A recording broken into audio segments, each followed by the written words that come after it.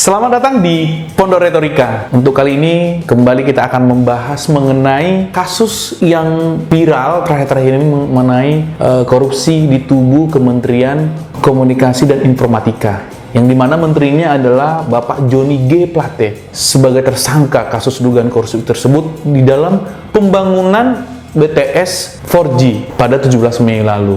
Menurut BPKB, kerugian negara akibat kasus korupsi ini, negara menelan kerugian 8,032 triliun. 8,032 triliun itu duit yang banyak loh. Proyek pembangunan menara pemancar internet cepat 4G Kemenkominfo ditargetkan untuk mempercepat koneksi internet di daerah terdepan, terluar, dan tertinggal atau 3T.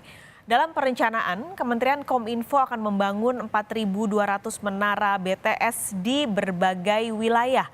Kepala Badan Pengawasan Keuangan dan Pembangunan atau BPKP, Muhammad Yusuf Ateh menyebut kerugian negara dalam kasus ini mencapai 8,03 triliun rupiah.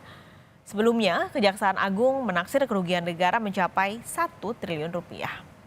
Penetapan status tersangka Johnny G. Plate tak terlepas dari isu politik yang telah berkembang selama ini terkait politik Nasdem yang dianggap oleh berlawanan dengan pemerintah pada saat ini. Walaupun sampai detik ini menteri-menterinya Nasdem masih ada di lingkaran pemerintah. Mohon izin konfirmasi Pak Menko, ini ada info beredar bahwasanya aliran dana dugaan korupsi PDS 4G ini mengalir ke 3 partai. Di sini disebutkan PDIP, Gerindra, dan Nasdem. Ini mohon tanggapannya Pak Menko. Terima kasih. Ya, terima kasih. Saya juga dapat berita itu dengan nama-namanya gitu. Tapi saya anggap itu gosip politik. Ya, gosip politik. Kita bekerja dengan hukum saja. Saya juga sudah lapor tentang itu ke Presiden. Pak, saya tidak akan masuk ke soal ini. Ini pembuktiannya akan rumit dan mungkin menimbulkan kerumitan politik. Oleh sebab itu, saya persilahkan Kejaksaan atau KPK kalau itu di luar angka-angka yang sudah konkret untuk menyelidiki ini. Tetapi kalau saya sendiri menganggap itu sebagai gosip politik yang tidak akan saya tangani secara administratif di sini, secara manajerial kelembagaan, karena itu sudah masuk ke ranah hukum.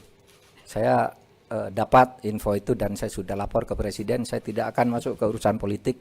Ini hukum murni, biar hukum nanti yang menentukan itu. Nah, karena kasus ini merebak di dalam situasi nasional perpolitikan Indonesia sekarang lagi hangat-hangatnya dengan namanya koalisi-koalisi ya. Jadi isu ini berkembang menjadi muncul gosip politiknya bahwa dana hasil korupsi tersebut mengalir ke 3 partai. Yang saya juga tidak bisa bilang atau pastikan siapa yang 3 partai itu. Tapi itu menurut dari konferensi pers dari Bapak Mahfud MD menyebutkan itu. Memang di dalam kasus ini tidak terlepas dari akan diseret-seretnya menjadi sebuah politik antara penguasa dan koalisi partai yang mendukung pemerintah. Tapi terlepas akan itu, ya menurut saya, ya namanya korupsi dan itu bisa dibuktikan di pengadilan, ya tidak ada namanya tentang politik-politik. Apalagi yang menjadi kita miris adalah ketika proyek ini memang benar-benar fiktif dan sudah kalau nggak salah ya data yang dihimpun pemerintah pada saat ini tidak ada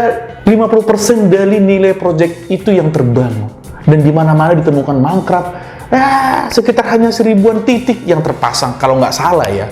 Tapi ini menjadi miris menurut saya, miris sekali di global dunia sekarang yang menghadapi baru-baru ini pandemi, tapi masih sanggup untuk melakukan korupsi-korupsi seperti ini. Aduh, ini luar biasa sih ya. Tapi ya apapun itu tadi ceritanya, mau dikaitkan juga dengan politik segala macam, tapi yang pasti di sini ada ditemukan kerugian negara dan itu harus dikejar dan harus diminta pertanggungjawaban para stakeholder yang terkait akan hal itu. Seperti yang tadi yang kita sudah bahas tadi di atas mengenai ada 3 parpol katanya. Ya, saya juga nggak tahu ya kalau itu menjadi benar atau tidak. Tapi menurut kawan-kawan gimana? Apakah kawan-kawan punya bocoran-bocoran bahwa partai-partai yang ikut di dalam 3 partai yang disebutkan tadi di atas tahu Mungkin kawan-kawan bisa memberikan di kolom komentar siapa-siapa yang mungkin tahu ya, tapi dengan catatan ya harus punya data yang valid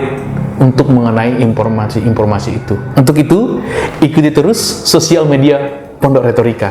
Retorika hanya bisa berkata-kata. Sampai ketemu di retorika berikutnya.